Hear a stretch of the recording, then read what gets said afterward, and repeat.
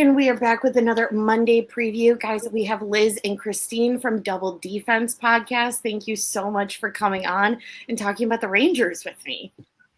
Oh, yeah, we're so excited. The sound of your voice. You can tell we're just coming off a loss by how Christine expressed that.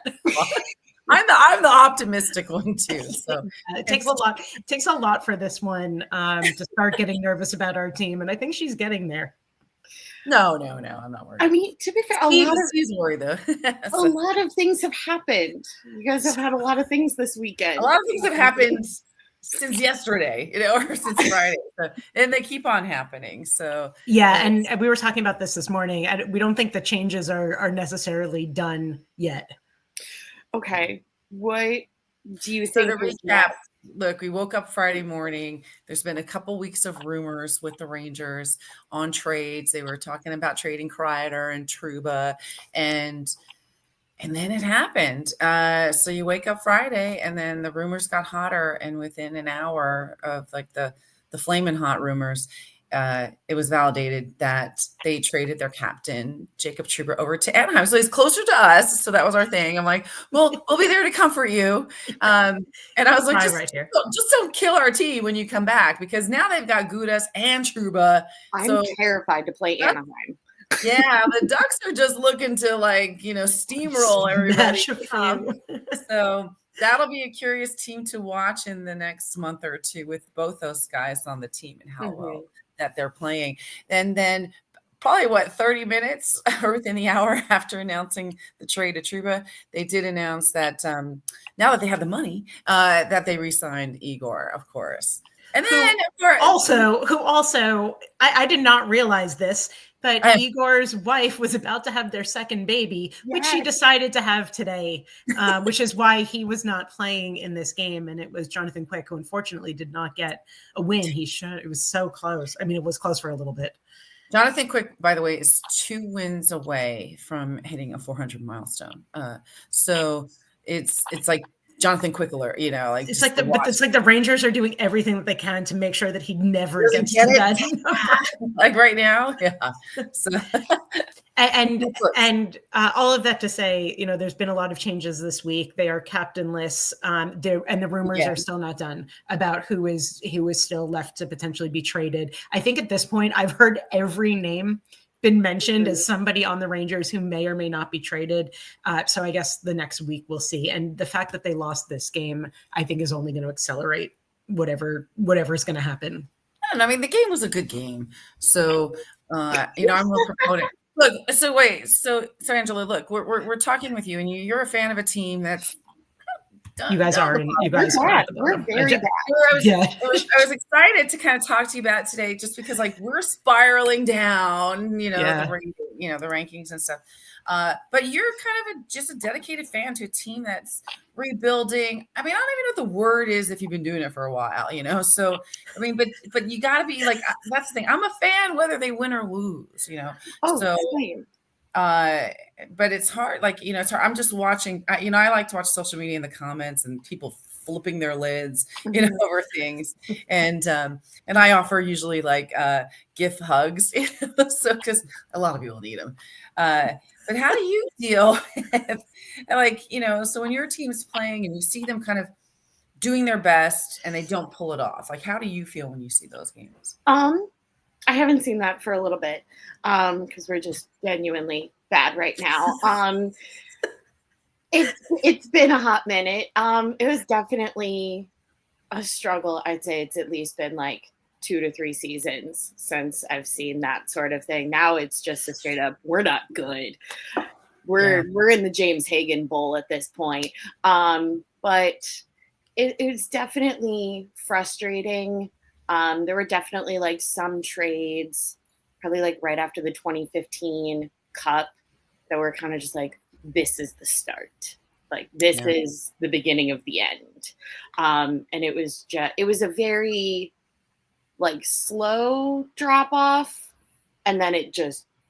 Oh gosh, yeah. See, very, very this team. Well, they're not going to go that far. I see, but right now that's their spiral.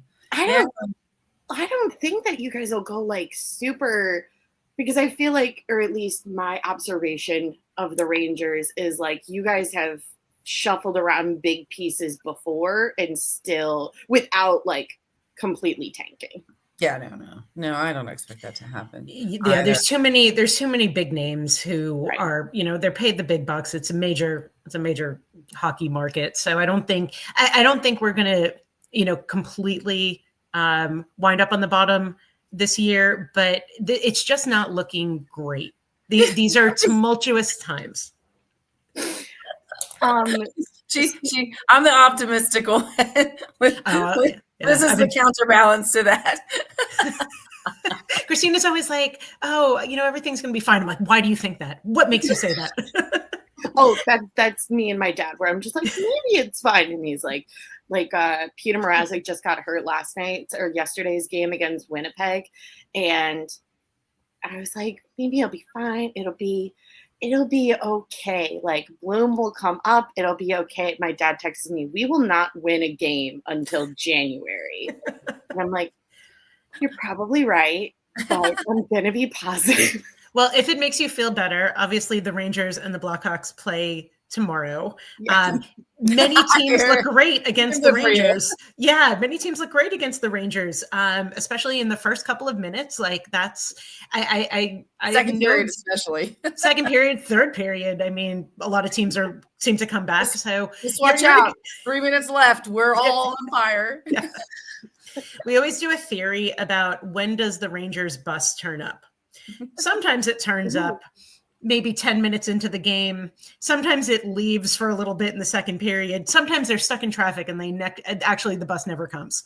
Yeah, so our bus has been lost. Our bus has been the bus has been late. So I think if Chicago can come out aggressive tomorrow, I think this is going to be it'll be an interesting matchup. And are we even going to see Igor tomorrow? Because if his wife's had the baby, it's probably not going to be quick. They just pulled up Garand from the Wolfpack. So it could be you might see our third string goalie tomorrow. Well, if it sounds like they don't want to give Jonathan Quick the 400, then we'll definitely get the third guy. Let him play. I'm a hockey mom. Let them play.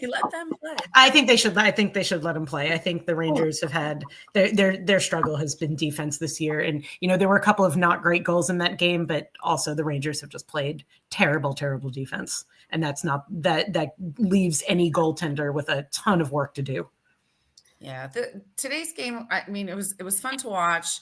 I missed the game Friday after all the trades and stuff, and I didn't know what their demeanor was like or anything. But today, like, I started seeing more of the way they play. They're not great. They're not perfect. They have their ebbs and flows to the game, but it was really more their style. And I was expecting to see like the 3-1. We were 3-1, halfway through, and then we just kind of lost it again. It was to defense, and Steve Alcat was talking about it afterwards. Like you got to do both, but they were more into shooting and not scoring than they were defending, which allowed these, them to have these goals. So, it was a good comeback and close and exciting. The place was roaring, which we weren't hearing last week. Last week when they played the Devils, it was the first time I heard Devils fans cheering over the Ranger fans, which, is highly unusual. So kind of tells you where everybody's at right now as we go into the new year. And then we'll see. We usually kind of tumble around now, and then we kind of start making our way back. I know Steve was talking after the game as well. I was a little bit late in getting here, but he was talking about like, look, we're starting to wind down games. We're starting to kind of get to the midway part of the season. And you want to hit these goals of like 90 plus points to make sure you're in the playoffs and stuff. You're statistically your chances are going to diminish, if you're not winning the games. So they're going to have to start vamping up. I think the next 2-3 weeks is going to be critical, especially when by the time they come to Vegas, which is January 11th, we need to see more wins than losses. Yeah. So, and then we have this. So how, like, I have to ask you a question too. So, every time I find a young hockey player, I've run into a couple of girl hockey teams and some young players. I always like asking them who their favorite player is. They all say the same person, Bedard, so they are loving your kid. How's he doing? Since he kind of gone on there, and how much of an asset do you feel like he is for your team? Oh, he can never leave. Please never leave. I think, I mean, he's a 19-year-old kid. I'm very much of the mindset of whatever he does, it's good enough in my mind because we would be so much worse without him. I think him and Tavo both have a little bit of like a crisis of confidence going on right now, but I think so does the entire roster at this point. I don't think it's a him thing. I think it's a little bit of a him thing, but I think it's everything going on. It's hard to live up to that expectation, especially when Chicago media really likes to just assume that because you're 18 and you're 19 and your name's Connor, you are going to be essentially McDavid on this awful roster. And that's just unfair to him, but definitely a huge asset. I remember my dad and I went to Alberta for January. We did Edmonton and Calgary, and like seeing all of the tiny kids in 98 jerseys. And I felt really bad because this is when he was still hurt. And everybody's like, this was my Christmas present to see Connor Bedard. And I'm like, it made me a little emotional because I'm like, I'm so used to seeing him on like a 3-night basis. Like it was definitely one of those where it's like, wow, I get to watch this amazing kid play all the time. I'm kind of spoiled. Oh, that's a good take on it. Yeah. So it's funny you said confidence because we kind of use that too because, and we're seeing that with even our seasoned players. It's like they're like kind of lacking confidence. What, like, and it's a good question because we haven't really talked about it, Liz. It's like, what do you think, like, okay, so Connor's young and trying to kind of be out there with the big guys, but he's been here a while now, so what do you think he needs to do to kind of build up that confidence, like, layer to kind of, or you said it's more of a whole team thing. We've seen it too. And it's a curious question that we can talk about on our show too, Liz, it's just, what do you think Mika needs, like on a confidence level, to not have a confidence issue, I guess. Yeah, it's funny because it doesn't always correspond or correlate to like experience. Like you look at somebody like Rempe, he comes out and we always talk about Rempe. He's like a big golden retriever on ice skates, but like he carries himself with the confidence of that, for better or for worse. And then you look at some of the players who are clearly like top level players who have been playing for a long time, who have lost their sense of belief in themselves. And I think, we've delved into it a little bit on Double Defense, but like the psychology of being a professional athlete, that has to get to you in so many ways. And these kids, I mean, they're kids, they're 19 when they're starting out. They're younger than that when they're starting out. It has to take a mental toll in a huge way. Oh, definitely. I think from Connor's aspect, I think a lot of his lack of confidence right now is, we just got a new head coach also this weekend, but the previous head coach, Luke Richardson, really liked to scramble all of the lines. He was not playing with consistency for most of up until like this point. And he would even say to the media, he's like, I don't know who I'm going to play with next game. And I think that definitely has to affect you in some capacity, because how are you supposed to have chemistry if you're playing with getting moved around every night? And you could definitely see that sense of just like, it was just all miscommunication. I really think if he notches in a couple of more goals, I think he'll start getting back to, I'm Connor friggin' Bedard. So we have this kid Berard, which the names are getting so frustrating. Literally, there's the opposite ends. So it's funny. Like we have Lafreniere, and the Kings have Laferriere. And I remember watching a game with a Canadian. So we don't really get the good feeds out in LA, so we have to scramble. Liz had to watch it on something, and so I sometimes have to watch it in like French and Spanish and everything. But I was listening to these like old French, like Canadian guys mispronounce, Lafreniere, and I'm like, who is this person they're talking about? And then so they just totally miscommunicated his name, like communicated his name the whole time. So yeah, it's funny. But we have Berard now. It was funny because he came up, young kid. I really wanted to. I was hoping he'd play against the Devils.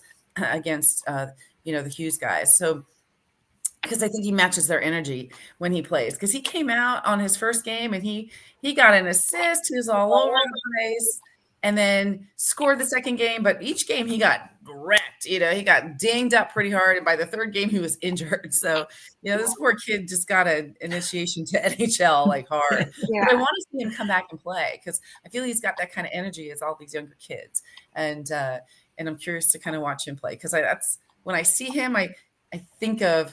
I think of your guy, and then I think of Hughes brothers, and I'm like, oh, this is who I want to see on our team playing against them. So, that'll be fun to see tomorrow. Hopefully he plays because he's back to being ready. So it'll be a fun watch tomorrow if they have him play. Absolutely. He's on New York's roster, or is he down in Hartford expecting? No. They have him still up okay. On, yeah. So, although, we get moved daily. So, I follow the Wolfpack too, and they're like on the move up and on the move down. Always. Yeah. It's like the stock market. I'm looking forward to this game, and hopefully I'll be able to watch it. I have an event that I have to go to tomorrow night, but I just want to see Sam Rosen struggle with the names. We have an announcer who is literally like just such a gift, and this is his final year of announcing. Mm-hmm. And at least once a game, he mispronounces somebody's name, says the wrong name, comes up with a completely different name for someone, and it's really just like a wonderful thing to see. So I'm looking forward to that. And where are you guys in terms of like trades? Like, are there things that are going to be happening? Do you feel like the team's going to be making some changes coming up? Not as eminent as you guys. I think there's some that are like potentially. There were rumors of us interested in Morgan Frost from Philly. I would love that. That's kind of been the only one that we've been hearing. The other rumor and rumbling is flipping Taylor Hall to New Jersey, which I think is great for him. And I think, there's not like a lose situation for New Jersey. It may harm us a little bit, but we're bad regardless. It really doesn't change our performance. But those are kind of been the major two rumblings. A lot of our guys right now are kind of just like sitting in Rockford or sitting in juniors, and they're kind of just playing the waiting game. I don't know if Katie, our general manager, is looking to like trade veterans and kind of just seeing what he can flip at the deadline and then reassess in the off season. Mm-hmm. It's interesting. I saw a thing, just a comment like yesterday on the trade, because now with Trouba gone, I think Fox is like the oldest defenseman. So now we're, and this happened to us a couple of years ago, and I've talked about it because, look, when this is where I equate it to when the Knights came and when they were formed and they created the team off of spare parts of everybody else. They made it to the finals in their first season, and they were, I always felt it was because they were young and they were new and they just really didn't care. And then it just worked for them. And that kind of started a trend of getting younger players on teams. And the Rangers ended up having one of the youngest teams in the league. And then we started getting them seasoned, and kind of as, look, as a hockey mom and following hockey for quite a long time, I feel changes like that, back and forth, there's just hurt the team so much. So, I would like it, like kind of what you're saying too. It's like, I want more consistency in the lines. I'm like, I don't think it's doing us any good pulling the kids up and pushing them back down. I know we had a couple of injuries, so we had to, account for that. But other than that, it's like, I'd put if they didn't get along on a line, I'd put them in a room and make sure they get along, Right. Right. So, like, it doesn't work. Absolutely. There's a couple of guys that are sitting in Rockford right now, which also, speaking of our AHL affiliates, what is Hartford feeding those guys? You guys are massive. On Friday, I was like, holy cow, everyone in Hartford's huge. And like, not just Rempe, everyone's a giant. Yeah. Edstrom is the same height. Edstrom's taller than Rempe, I think. I think they're both 6'7" or listed as 6'7". That's the same size as my kid, so I can relate. My kid's 6'7". Fred, first of all, I don't know about them, but my kid has a size 17 shoe, so their skates are huge too. So long are the Chara days where he was like the only giant, on a team, and now you've got all these guys. And we've talked about this before. The great thing about these guys is not only are they big, but they're fast. And what I'm always talking to Liz about is I know Kreider likes to get in front of the net and kind of, block and screen and try to score. But I'm like, you need those guys there. That's what my son used to do. They used to just say, go stand in front of the goalie.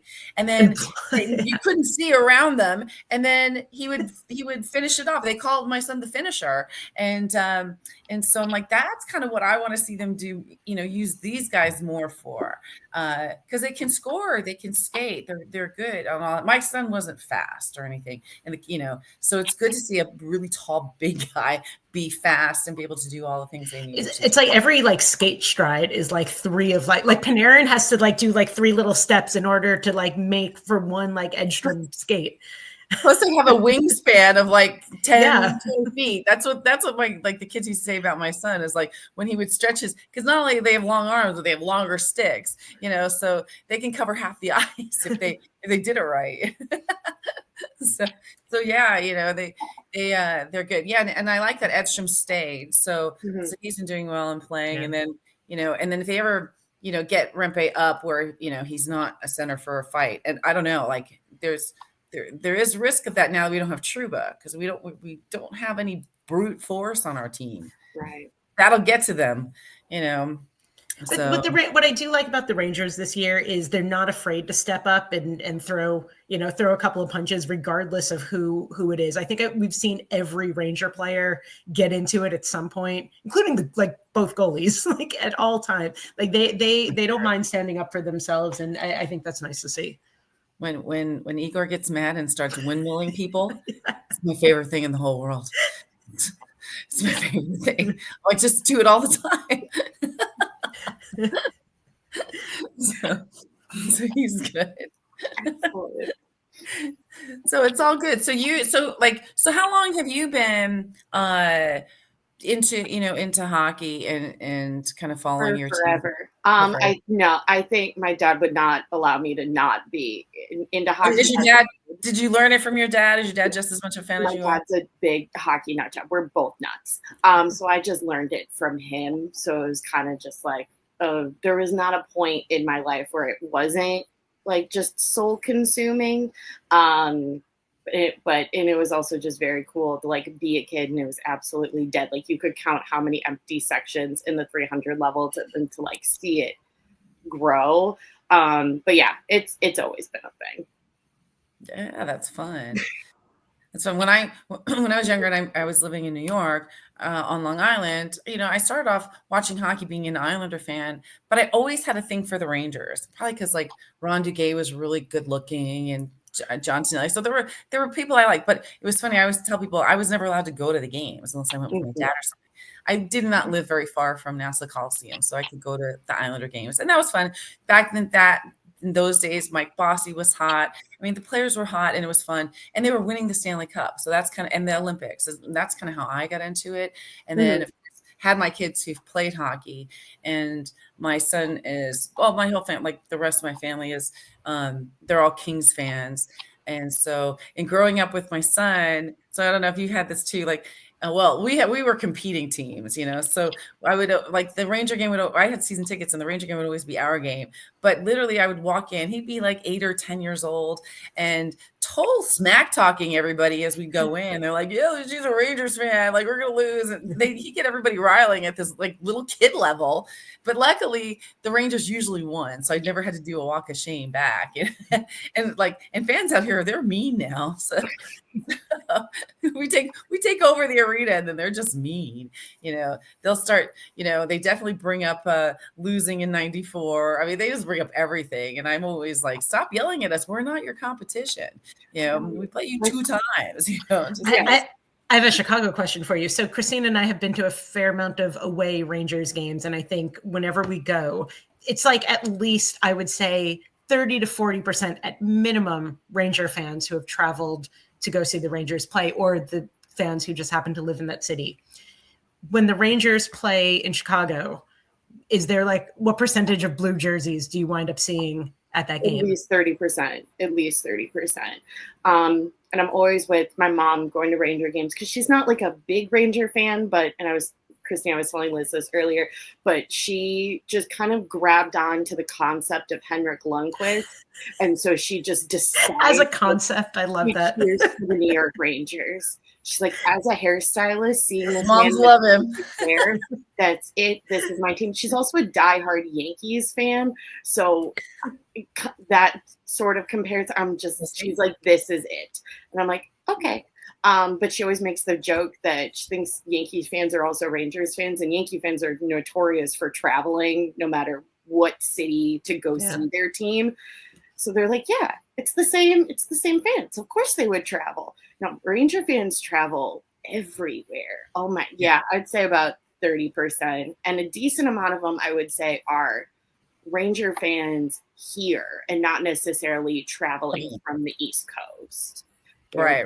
Either like from New York and they come out once a year and then they go back. Yeah, we keep trying to find them. I'm like half the arena here is full of rain. Like, and then when we want to try to do something with them, like, we can't find them. So when I'm at a game, I'm running around trying to get contact because I'm like, wouldn't you guys want to come and watch a game or or do something? And because that would be a lot of fun. So we have created we're building up a community here for for Ranger fans, so we can do watch some of the games, especially when the weather gets nicer and stuff, and we can do outdoor bars and stuff. So we try to do that.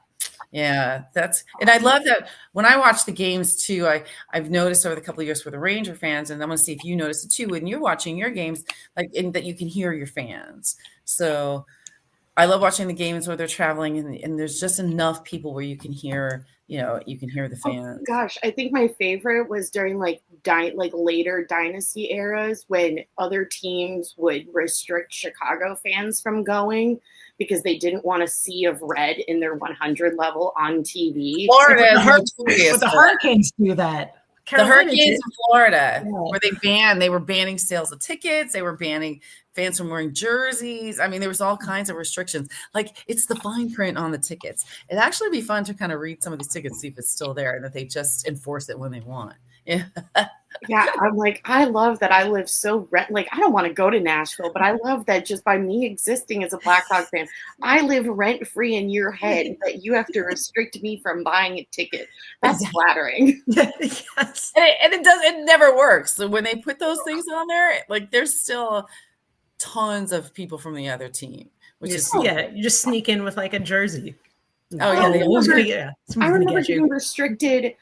This was like January 2020, pre-COVID. I was going out to Quebec for following them for Ottawa and Montreal because one of my friends lived out there, and they were restricting me. And I'm like, you're in the Eastern Conference. Why am I getting restricted? We play you guys once a year. And so I just made my friend buy them. I was like, you have to buy the tickets. I'll give you money, but they're not letting me. It's kind of crazy because they don't sell out. I mean, look, it's a business. It's such an odd thing, and it's so random, depending on how the teams are doing and what they want. I think when Florida, I feel Florida was the first ones to do that. I think it was the Lightning. Yeah, like during playoffs or something, it was a big thing. So, yeah, that should die down because, we want to hear, I like hearing the crowds and going swimming, and as I was saying, we keep trying to hit up games. So if we're traveling or whatever, we want to kind of, hit up some games. And I like hitting up I was in St. Louis last year, and it was like Tampa Bay and St. Louis. And it was just kind of fun to watch. The game you're not screaming and frustrated, and you're like, oh, I know. That's another thing too. I'm like, I don't really care who wins. I'm just enjoying it. It's a cool experience just to see other cities and to see how they run a hockey ship. We rate the arena. Like, I rate it with, and I'll ask you how your arena is, but like the ease of getting to, the cost of drinks, because New York, LA, I mean, I think we win, with the cost of drinks, price of tickets, and the availability of it, because when I was in St. Louis, I got for $80, I was, 3 rows from the ice, which is nice. You don't get that in New York, or You in don't LA. get that in Chicago either. You get like $80 to sit up in the single seat section. Yeah, up in the nosebleeds where we sit. Yeah, I will always have a soft spot for the United Center. It's definitely not my favorite arena that I've seen hockey in. But I think it also just wasn't built for hockey. It was built mid-90s. United Center was built for Michael Jordan, not for the Chicago Blackhawks. But it's definitely one of my favorites. It's not, I remember going down to Florida a couple of years ago and I'm like, wow, our arena looks so old because they've got like all the brand new flashy things. And I'm just like, dang, I didn't think we looked that old, but it's definitely one of my favorites. Also just very expensive and probably not to the extent of like New York and LA, but it's definitely up there in terms of it costs for how bad we are. It's kind of silly how expensive that too. everything is still. Like should be a direct correlation between the price of a beer and what place your team is in when you buy that beer at that arena. It's between like 10 to 15, depending on what beer you get. Okay, I think LA must be at 8. I swear, Madison Square Garden, I think I paid 22 for like one of those beers, like one of the big beers. And then where were we, Christine? I must have been Vegas. We were Kings. Two doubles? No, I think it was in Vegas when we got like, didn't we get like margaritas and they were like $58 or something like stupid? Yeah, we've been a few places. We got two doubles and it was like $80, so they're like they were really $50 drinks. I'm like, just take all my money. Yeah. Vegas at that point, you just have to give up and go, you know what, I'm not even gonna think about this tonight, and it's a once in a lifetime experience. And don't think, just don't think, just drink. Cheap. Their chicken tenders were really good. I rated the food and the drinks high. The seating was great. My Uber getting there was 20. My Uber going home was 60. So no. And then I heard it was really not a safe area. So, because I also like nightlife or pre-gaming or, post-gaming. And in St. Louis, there's nothing. It's all industrial. So not like, in New York, I've got my, we're both in LA. And when I'm in New York, I always tell people I have actually more than one place now, but I have my Cheers, like my bar. So props out to Molly Wees, on 8th. And so all my friends are there, and I tell people you can go there and know everybody in the bar. And the best part is no one's surprised to see me, even though they know I don't even live there, so it's a nice homey feeling in the middle of New York City, for those games. So hopefully, do you get that there, like that kind of feeling? So it sounds like you go to a lot of. There's definitely a lot of it's been built up the past couple of years. It used to be like right around the United Center used to be not the greatest neighborhood whatsoever, like when I was a kid. But the West Loop area, which is like the neighboring kind of neighborhood right next to the United Center, has definitely been built up. So there's a lot of like bigger kind of bougier bars and restaurants that you can definitely go to before the game. It's kind of like down like 2 streets, I would say, from like the Loop to the United Center. And there's kind of just like a bunch. There's also like smaller, like hole in the wall restaurants. Then that's what we like to go to just because one, crusty old guy's pretty cheap. And 2, when I'm coming from work or we're coming from other things with the amount of games that we're at, we're like, we're not in the position where we want to like spend $15 for a beer like 3 nights a week sort of thing. But there's a taco joint that's like 2 blocks away that is really, really nice. And they let us park there for free too. So that's our probably favorite. That's a key. So I know Liz and I were talking about wanting to go and we were just talking about earlier Nashville, because we do like to travel around and start kind of hitting up different arenas. What's your number one place that you want to go watch the Blackhawks? Colorado is definitely my number one. My number one that I've been to is Montreal, and I'm very excited to take my dad there in April because he hasn't experienced it yet. But out of stadiums that I haven't been to, I would say Colorado or Seattle. And Colorado, just because I've never been to Denver and it looks really cool and fun. And same with Seattle. But it just seems like fun places. Yeah, Seattle, that's a new arena. I hear it's underground too. So it's, I've been told that's really, really nice. I know the other one we were talking about is Utah. So, and the amount of like obstructed seats they have, which are terrible. I'm like, I kind of want to go and sit in one of those seats. Well, hopefully it's just temporary for them, and they'll get a nice. Hopefully their name is temporary. Yeah. It's terrible. Yeah. So, I like that color scheme though. Color scheme, A+ on that.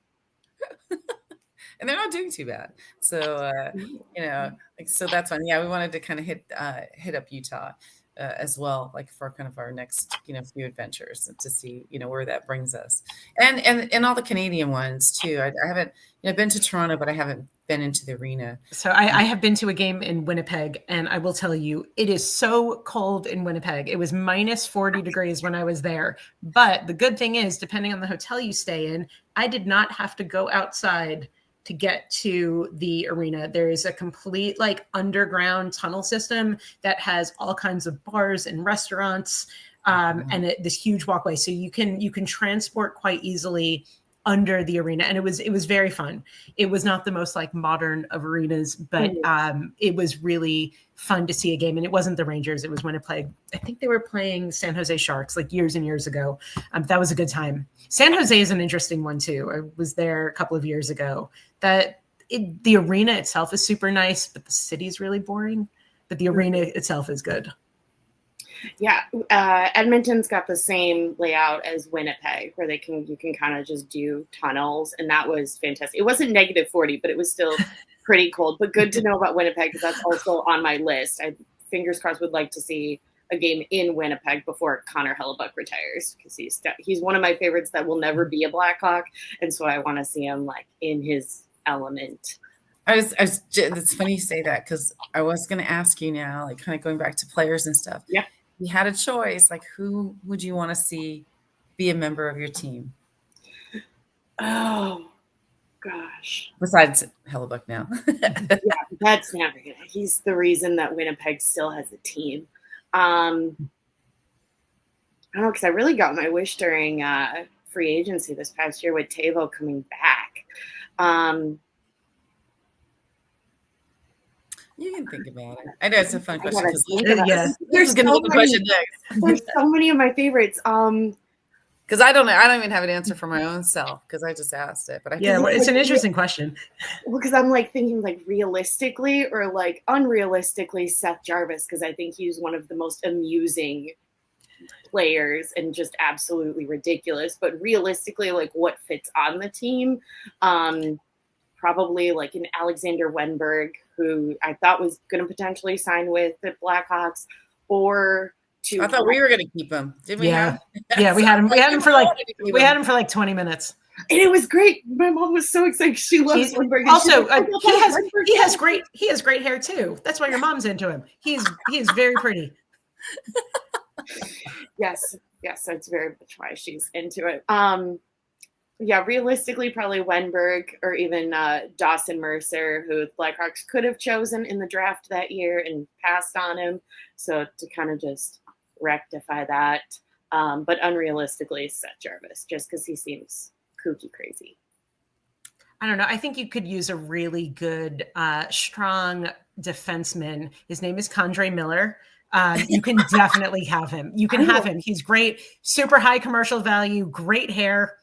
You can totally have him. He scored a goal and he almost smiled. That's fine.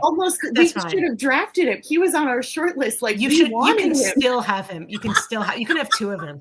I will give you two of them. We will happily take K'Andre Miller. I've been trying to get rid of him for the last 2 years. I don't care if he scored. I don't care. He's done. Gladly. Next game, he can just.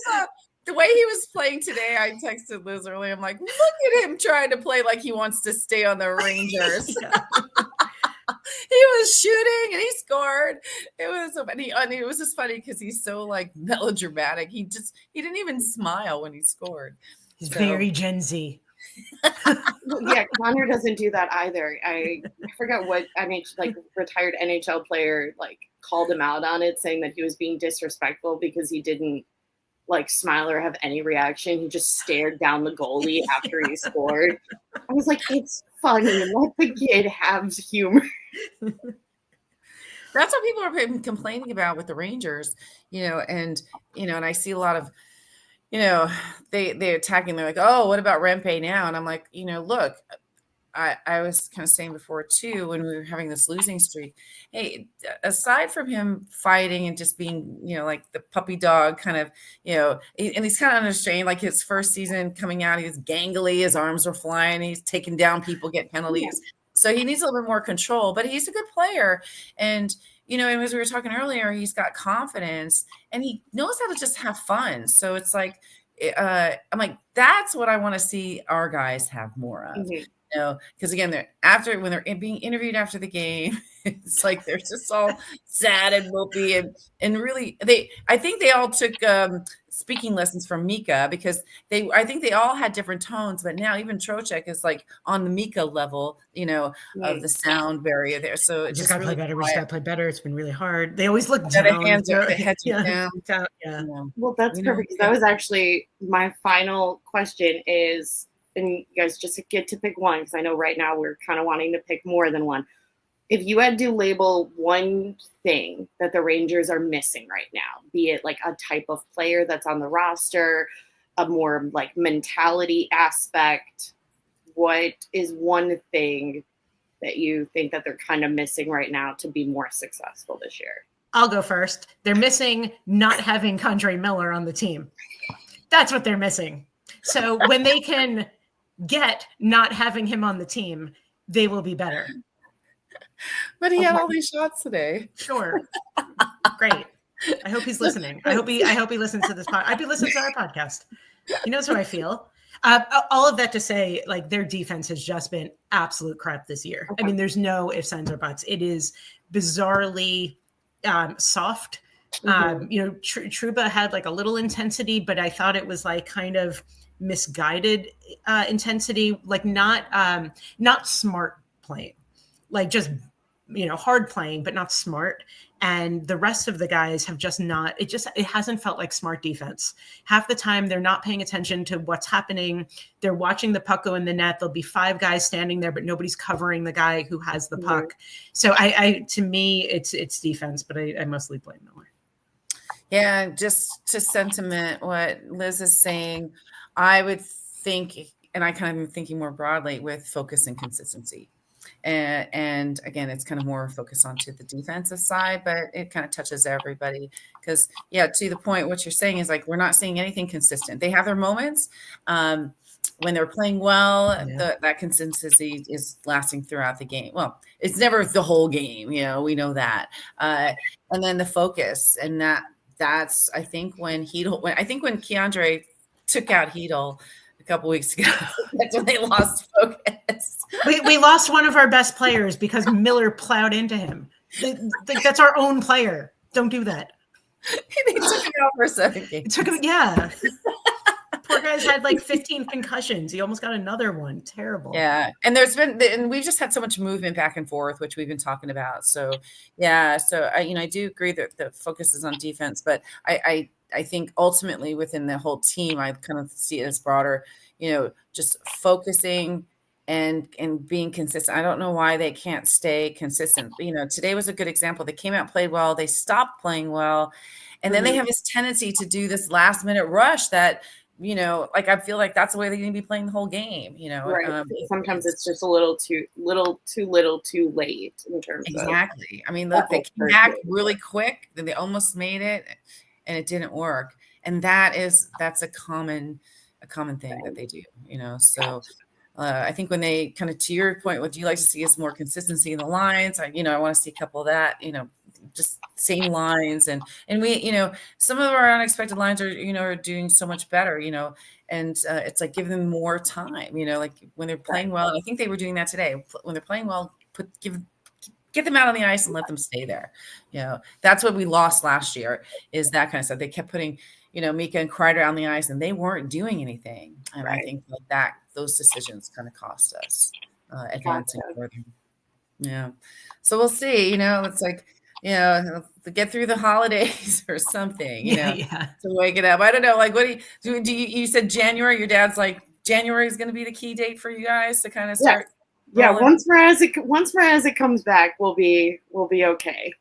Other than that, your team's healthy, right? Seth Jones is still out, which that is a controversial human in the Chicago fan base world. I love him. I think a lot of people choose to hate him more because of his contract and not necessarily because of his performance, and just say Seth Jones sucks because he's getting paid $9 million. And I'm a firm believer of get your bag, get your money. It's not his fault that, and his signing was with our previous GM. So it's like, it's not his fault. That's business. I have that aspect a lot too. So with the trades and everything, I can see the business aspect of it. Like this trade with Trouba was more than that. And so it's kind of a wimpy move, I think, on Drury. And I think I equate it. And then he puts a statement out. So I kind of equated it to, it's like tripping somebody on purpose and then saying sorry. So Trouba had a statement of like, he didn't give in to the bullying or, being put on waivers. He didn't give in to any of that. And he got fired. And he, I think his quote was something like, it's kind of a rite of passage to be fired from Madison Square Garden. And I'm like, okay, that's fine. Don't let the door hit you on the way out. But now I want to see more, like we need more aggressive players. I know they're kind of getting into it, but they're not aggressive. As much as they try, Panarin can't, he's too cute and little and, to do anything. And you see them all trying to, get in there and fight. We need Ryan Reeves back. There you go. So with that, it'll be a curious thing to kind of watch, especially when we start to play some of these West Coast teams, because that's been always the biggest difference. The West Coast teams, you guys have all the physicality in these games, and where the East Coast, not so much until they have to, So, and then you kind of see, how the game is really played. So, it's when. We'll see how the game goes tomorrow. I'm looking forward to that. I think it'll be quite a close game. I think it's anybody's game, especially after today's game. Oh, yeah. So, and I'm always a proponent too. Just because a team's in last place doesn't mean they're not good players, and it doesn't mean they can't play well. Especially against the Rangers. So you never know. It'll just be an early Christmas present. Good or bad. You're welcome. You're welcome. You're welcome for the gift we are about to give you. It'll be a very interesting game. We'll be thinking about you for sure. Oh, definitely. Yeah. And crusty old guy. Yes. Always got to think about crusty old guy. But thanks so much for you guys coming on. You want to take a second to plug Double Defense? Yay! Yeah, guys, please. Do you want to go, Chris? No, go ahead. I was gonna say we'll have you on ours too soon, and it'll be fun. So it's been a pleasure meeting with you and chatting, and we wish both of us all the best of luck tomorrow in tomorrow's game. Yeah. Absolutely. And for any listeners who are interested in an all-female perspective on the New York Rangers, please find Double Defense on Apple Podcasts, YouTube, Spotify, wherever you get your podcasts. Yes. Absolutely. Thanks so much, and we'll talk to you guys soon. Have a great rest of your day. Bye, guys. Bye. All right, next up for our Monday preview, we've got Neil from Devil State of Mind podcast to talk about the New Jersey Devils. Thank you so much for joining us. Thank you so much for having me on. Really, really excited to come on and talk about my favorite thing, which is the New Jersey Devils. Excellent. To get us started, for those who aren't familiar with the New Jersey Devils, or if you're my mom and you only know about the New Jersey Devils because of Jack Hughes, who would you say are sort of the bigger components for the New Jersey Devils roster right now? Well, I think the first one's got to be, as you mentioned, Mr. Instagram Hockey. That is Jack Hughes. A little shot at Steve Valquette there on this day, but nonetheless, Jack Hughes, having a really, really good year. Nico Hischier, Jesper Bratt, who I think is the most underrated player in the National Hockey League, having a unreal year, nearly 40 points already this season. There is Dougie Hamilton as well, Timo Meier, Jacob Markstrom, obviously. You got Jack's brother, Luke. I just wrote an article for Pucks and Pitchforks talking about Luke Hughes' game recently. And, I mean, there's storylines with literally every player on this team. And I think that's what makes it fun this year, is that every single guy has a story, has something that's really interesting. And, it's a very, very marketable team, and a team that's a lot of fun to watch on a night-to-night basis. Absolutely. Has there been anybody that surprised you with this kind of beginning portion of the season that you didn't necessarily expect that performance out of them, be it good or on the flip side? Yeah, no, the guy that stands out to me, well, there's actually, I'll give you two guys actually for this. And they are both offseason acquisitions by Tom Fitzgerald, the GM of the Devils. It's bringing back Stefan Nason, who has been nothing short of phenomenal. This is not the Stefan Nason that Devils fans knew back in 2017-18 when they made the playoffs that year. This is a much better, much more talented Stefan Nason, a guy who is on his way to setting career highs in goals, assists, and points overall. And then you have Paul Cotter. And it was kind of controversial when the Devils acquired Paul Cotter from the Vegas Golden Knights because they traded away Alexander Holtz and Akira Schmid. And a lot of people who obviously remember Schmid's tremendous playoff run against the Rangers a couple of years ago, and obviously the potential that Alexander Holtz had to being a top-flight goal scorer. I think a lot of people, including myself, were a bit hesitant about whether or not Paul Cotter could fit in with this team. And also it felt like the Devils may be overpriced. But now looking at it, the Devils hit a home run. Paul Cotter came out of the gates flying. Now, he hasn't been as productive as he was offensively earlier in the year, but that's okay because his job is to be physical, block shots, create that speed, and he still creates opportunities for himself, from time to time. So those are the two guys that I think have surprised me the most because I didn't expect them to have the level of production that they're having so far this year. Makes sense. And speaking of off-season, how satisfied are you with the New Jersey Devils kind of off-season in terms of trades, acquires, draft picks? How happy were you this summer? I would say that I'm almost completely satisfied. And the reason why I say almost completely is that I think the only signing or move that in the offseason that maybe just hasn't been working out is signing Tomas Tatar to a one-year deal. Although it was a nostalgic move for a lot of people, and I was hopeful that he would come in and continue the success that he had playing alongside Nico Hischier or Dawson Mercer like he did 2 years ago. The fact of the matter is that he is getting up there in age, and he's stuck on the fourth line right now, not really producing a ton. So I think it would have been nice if the Devils maybe added a bit better of a goal scorer.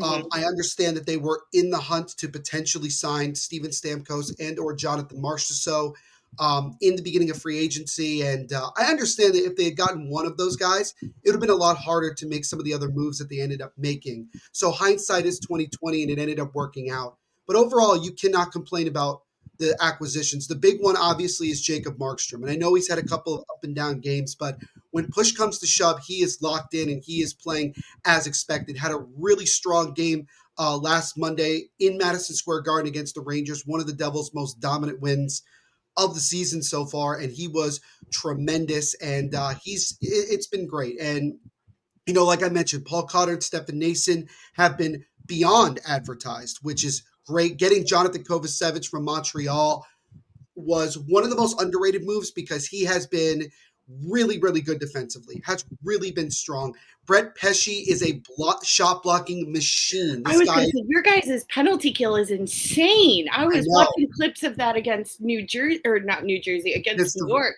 And the Rangers. Holy hell. Yeah, Sheldon Keefe is very big on blocking shots. He demands this team to throw their body out in front and block it. And that first power, if you go back to that first power play against the Rangers, for the Rangers against the Devils, Brett Pesce, I think, blocked it at least 4 times, was on his knees literally trying to get up as he's blocking shots. It was an absolute warrior. And if you haven't yet, please go follow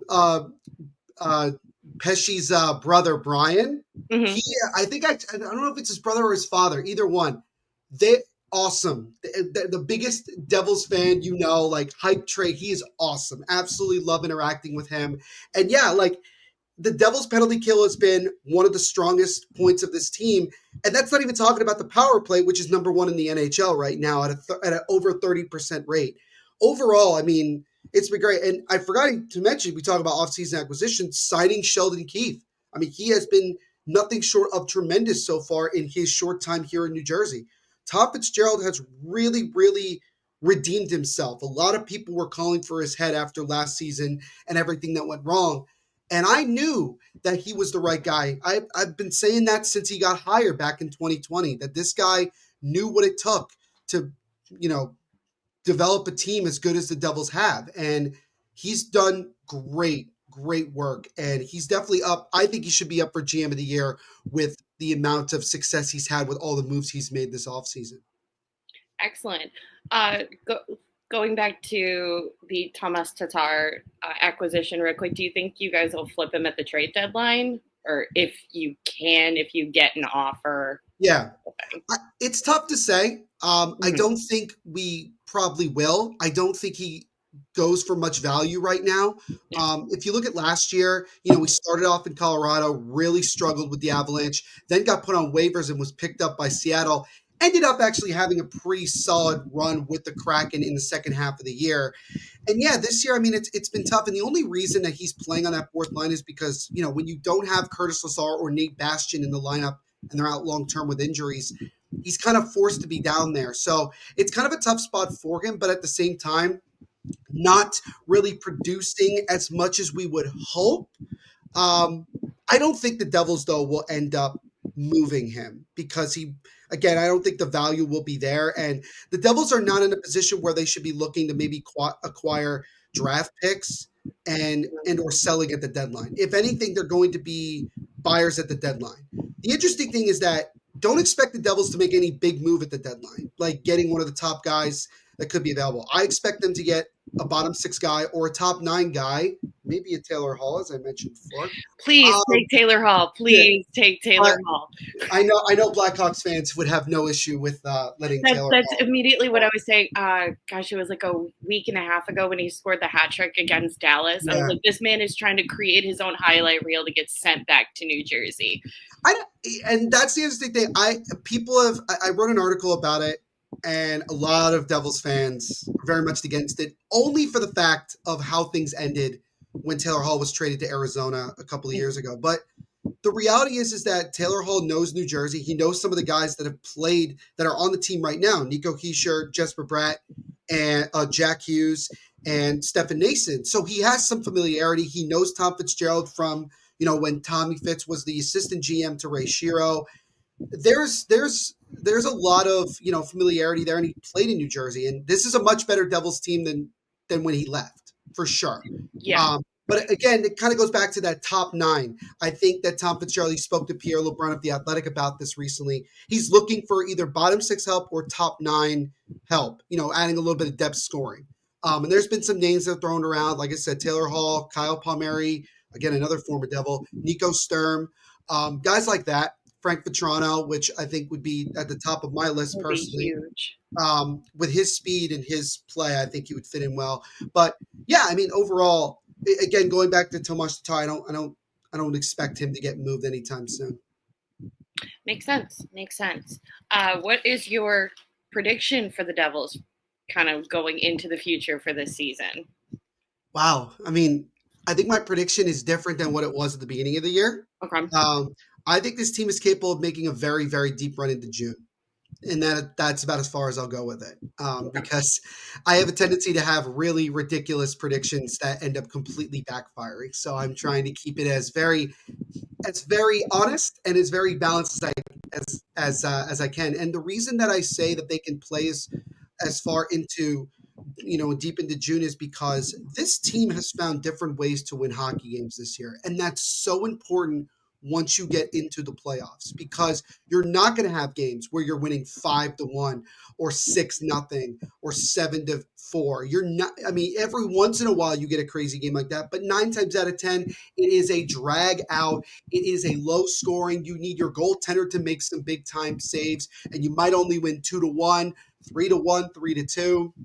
Maybe need to win one in overtime. And the Devils have found different ways, even when they haven't played their best, to win games. I look back, recently to just, about a week and change ago, when the Devils were in Detroit against the Red Wings. They were down 2-0 and played really poorly to start the game, but they pushed and eventually found their way to not only winning, but ending up coming back and winning in regulation. And the Devils are one of the top teams in the league when it comes to coming from behind. Granted, when you're down 1-0, it's not really an insurmountable lead. That's why I think that stat is overblown, because is it really a comeback win if you come back from being down a goal? I don't think so. But nonetheless, the Devils have showed a lot of resilience this year so far. And just hearing it from the guys in the locker room, they all love each other. They all want this team to be a Stanley Cup contender. They believe in themselves and they're going to go the extra mile. And I think this team is battle tested. They have a lot to prove. And I think that makes them a very, very dangerous team come playoff time. No, I completely agree. I would also think the Devils seem to have an extra maybe chip against them because even if they're on a hot streak, I feel like they're still just constantly compared to the New York teams, no matter how the Rangers or the Islanders are doing. Mm-hmm. Even if they're on a hot streak, they're like, yeah, the Devils are doing great. But look at this Ranger thing. It's like, no, the Devils have have done a complete 180 compared to this time last year to now. It's the life of being in the New York metropolitan area. That's what it's always been. You know, regardless of how good the Devils may be, they're never going to be talked about at the same level as the New York Rangers or the New York Islanders. It's just plain and simple.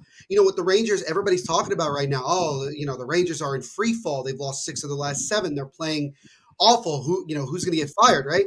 Meanwhile, you have a team that's playing across the Hudson. That's one of the best teams in the NHL right now with a boatload of talent. And I think the problem is that a lot of people in the New York media are not happy with the fact that a team who plays in New Jersey that actually has New Jersey in its name is actually having this much success. And I'll give you outplaying both New York teams. Well, it's not that hard to outplay the New York Islanders right now, considering the lack of scoring I think the lack of scoring has always been a problem with Lou Lamoriello Islander teams. And that comes from somebody who experienced Lou Lamoriello for decades being in charge of the Devils. But the thing is that even when the Devils have had success winning cups in 95, 2000, 2003, it wasn't talked about that much that the Devils for a period of time for 25 years were better combined than the Rangers and the Islanders in the New York metropolitan area. And so people like me and other great media people who cover the Devils, we take it upon ourselves to give as much Devils content out there as possible on a day-to-day basis because we want people to know about the New Jersey Devils, about the state of New Jersey, and what makes this fan base so special. I mean, that's just that, I'm one of those people that takes great pride in being from the state of New Jersey, born and raised, and I love it to see this Devils team being as good as they are. And the confidence that you get, and I'm sure you can, resonate with this, especially during the Blackhawks, dynasty run, the feeling that you could beat any team on any given night. That's the confidence that I feel in every game. That's how I feel going in. I'm like, wow, this is going to be a tough matchup, but we can win. When we beat Carolina or when we beat the Rangers, like I looked at it like we can win. It may not be pretty, but we can win this game. Yeah. And we end up winning these games. And then you're like, even as a fan, you start to believe more and more and more that this team is for real. And I think that it's fair to say, as we've entered into December, this team is for real. And this team isn't going anywhere anytime soon. No, it's definitely for real. Last and final question for you. We talked about all of the great things that are going for the New Jersey Devils right now. What, if you had to name, what thing do you think that the roster is missing right now? Is it a player? Is it a piece of mentality? What kind of hole do they have? That's a really good question because obviously the Devils have gotten through a lot of different hurdles. They finally, beat the Nashville Predators at home for the first time in nearly a decade, which is shocking that it took that long to finally get that off. I will tell you this. The only team that really worries me is the Washington Capitals because the Devils have had a tendency for a long time to really struggle playing them. They ended up splitting the season series with them 2-2. Not a single home team won a game. Both teams lost both games at home, and they were ugly games. They were high-scoring, ugly games. And I think for the Devils, it might be a mental thing, regardless of who's playing. The Devils have to find a way to beat a team like that. And granted, they're not going to see them again until potentially the playoffs, right. If both teams get to that point. But that would be one of the things is it's a mental thing for me. The whole thing is that this team has to continue to stay grounded, that they can't get too high and they can't get too low. I know the Devils have a tendency after 3 wins in a row, they can't ever get to 4 wins in a row ever since they had the 13-game winning streak 2 years ago. But they need to just understand that it's a process, especially with a new team. You have a bunch of new guys, you have a new head coach. Everybody's learning how to play with one another and play in this system. And every game is an opportunity to grow and an opportunity to get better, even if they don't end up winning. I'd much rather see this team lose some games every now and then, 2-1, 3-2, knowing that they played well. They just ran into maybe a hot goaltender or it just wasn't their night. Mm-hmm. But I think every game is a learning experience for them, and they just have to have that mental toughness that even through tough games, they can still find a way to get positives out of it. And it's all about, the growth. It's about the journey and the process to getting to the playoffs so that when it comes time to play playoff hockey, you know what's expected, you know what needs to be done, and you go out there with whatever role you have and you go do the best that you possibly can with it for, 100%. Love that. Love all of that. Perfect. Neil, thank you so much for coming on. Do you want to take a second and plug your show? Yeah, absolutely. So yeah, you can check out the Devil's State of Mind podcast wherever you listen to podcasts, Apple, Spotify, wherever. I'm also on YouTube as well. Just search Devil's State of Mind. We are very close to my first 100 subscribers on YouTube. So if you haven't yet, please like and subscribe. Thank you. Please like and subscribe. Would really, really appreciate that a lot. I also talk a lot about, I'm a big mental health, person. So I just posted a mental health episode on Monday. So if you haven't yet, I would highly recommend you go check that one out. It's a really good one. I will have a new episode out probably later today as we're recording this, probably later today, talking about the Rangers game and what to look forward to moving forward. But you can follow us on Twitter at Devil State, Instagram at Devil State of Mind, and give us a like on Facebook as well. And also, I write for the New Jersey Devils for Pucks and Pitchforks over on Fansided. Just posted a new article about Luke Hughes' recent play. So I highly recommend you go check that out again, pucksandpitchforks.com for Fansided. So make sure you check it out. But thank you so much for having me on. This was a lot of fun. I always love talking about the Devils, and we definitely have to do this again for sure. And maybe I'll have you on as we get a little bit closer to when the Devils and Blackhawks take on each other for the first time this year. Yeah, absolutely. Thank you so much. And last but certainly not least, we're going to break down the New York Islanders. We play them twice this week. Currently, the Islanders, they're not doing so hot. They're sitting 8th in the Metro right now. To be fair, they have a lot of guys on injured reserve right now.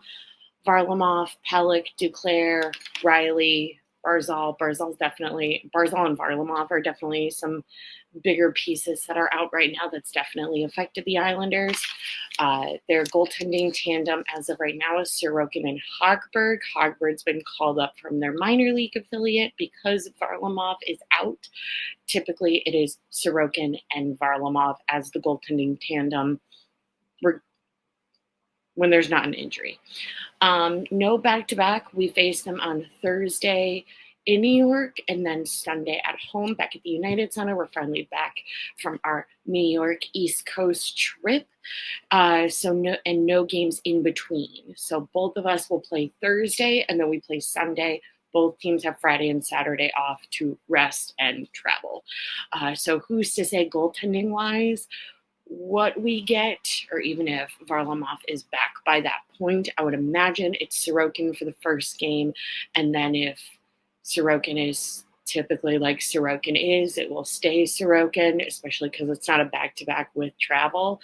But if Sorokin kind of wets the bed on it, then it may be Varlamov or Hogberg, depending on who's back. Like I said, they don't have back-to-backs. The only game that they have prior is Tuesday. So they face Los Angeles and then they face us on Thursday. So not a tough schedule for really either team this week.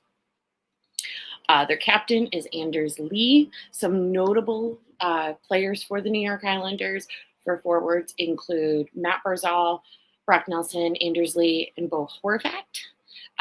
Defensemen, you've got Pelech and Noah Dobson. They do have a couple of prospects, interesting prospects. The Islanders are definitely in a rebuild, but they're not like San Jose, Anaheim, or Chicago where they burnt it to the ground to rebuild it. They've kind of just had a lot of pieces leave and then while still keeping some pieces and then getting draft picks in the meantime. For notable prospects for the New York Islanders, we've got Danny Nelson, who's been playing consistent top 6 minutes at Notre Dame. I believe this is his second year. Don't quote me on it.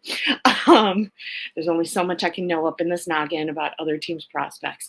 But he is at University of Notre Dame. And then you have Cole Eiserman, who was drafted this past year.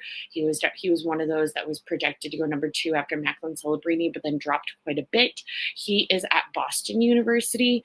They have other prospects and guys in the pipeline, of course, but those are just some of the notable ones.